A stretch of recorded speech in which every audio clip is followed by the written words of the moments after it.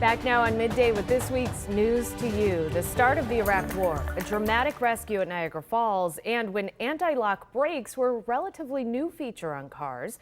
Dave McKinley takes us on our weekly walk back through time when those stories and more were all news to you.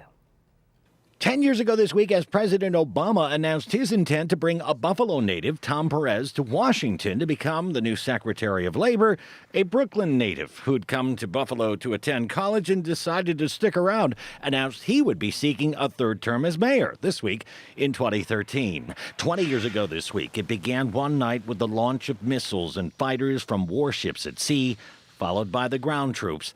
And the Iraq War was on. The invasion came with a moniker, you might remember. As part of the attack of shock and awe. And it came with technology, letting us bring it to you like never before. Before, our audience might have had to wait hours or days for these images to reach their television sets. And now they're seeing it live for the first time. This will definitely change the way conflicts are covered in the future. And watching this, even from here, there's more than enough worry to go around. Because there were plenty from here in Western New York who'd left their loved ones. To go over and be part of this great endeavor. From which many would not return. And that included journalists. This same guy we showed you earlier, David Bloom, would die within 3 weeks of the invasion. A pulmonary embolism brought on by a deep vein thrombosis. A blood clot caused by spending hours upon hours inside cramped armored vehicles.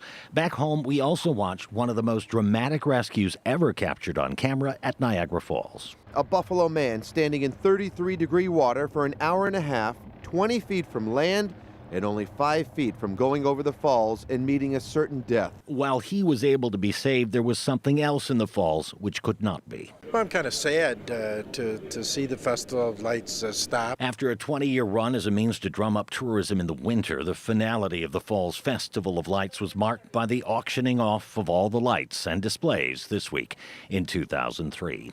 30 years ago this week, Supreme Court Justice Byron White announced he would be resigning from the bench, leaving the new president to nominate his successor.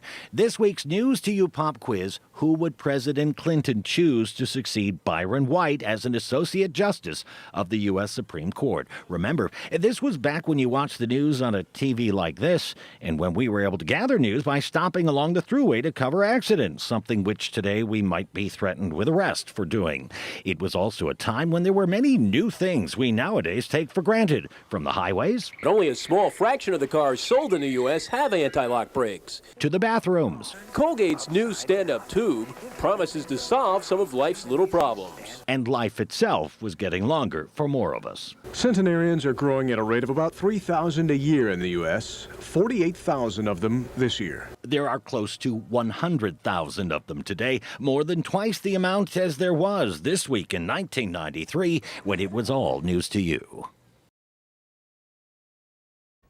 So here is the answer to this week's News to You pop quiz from Dave. When Justice Byron White announced he was stepping down from the U.S. Supreme Court this week in 1993, were you right, Patrick? Yes.